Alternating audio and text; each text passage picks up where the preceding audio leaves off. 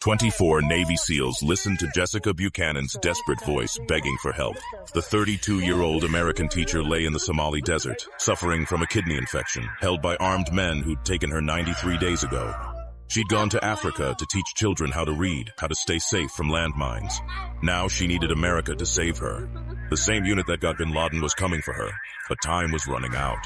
With her medical condition worsening by the hour, they were her only hope for survival.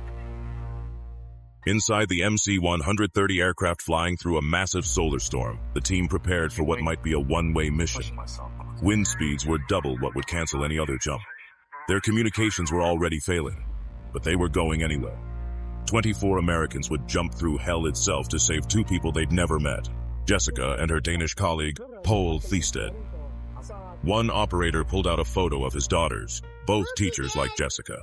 Another touched the wedding ring under his glove, thinking about Jessica's husband, Eric, waiting for news. They'd watched her proof-of-life video dozens of times during training. Her voice, the fear in her eyes, that's what drove them forward.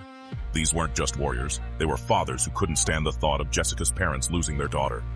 27,000 feet below, Jessica Buchanan had given up hope. She'd accepted she would never see her husband again, never have the children she'd dreamed about. Her body was shutting down from infection. She could barely move. She didn't know that at this very moment, American warriors were standing at the aircraft door, seconds from jumping into the darkness. The green light came on. The first SEAL jumped into the storm, then another and another. 24 men falling through chaos at 120 miles per hour. Then everything went wrong. The storm wasn't just interfering with equipment, it was pushing them miles off course. They were falling blind through an electric hurricane, and somewhere below, nearly a dozen pirates with automatic weapons were about to get the fight of their lives. The wind grabbed the SEALs like an invisible giant. They were spinning through pitch-black sky. This wasn't jumping. This was barely controlled falling. The solar storm made their equipment go haywire. GPS readings jumping everywhere. Radios dead. 24 men falling blind through the darkness, thinking about one teacher and her colleague who needed them. One SEAL's parachute twisted into a tangled mess.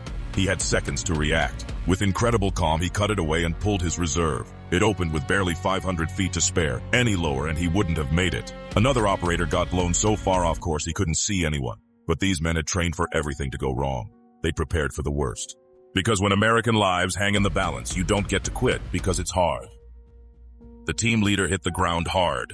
The impact knocked the wind out of him. His parachute dragged him across rocks and thorns. But all he could think about was Jessica and Poul.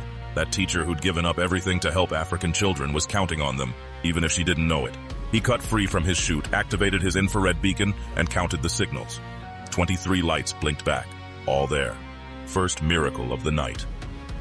They had to march for miles through the desert, over 100 degrees even at midnight. The heat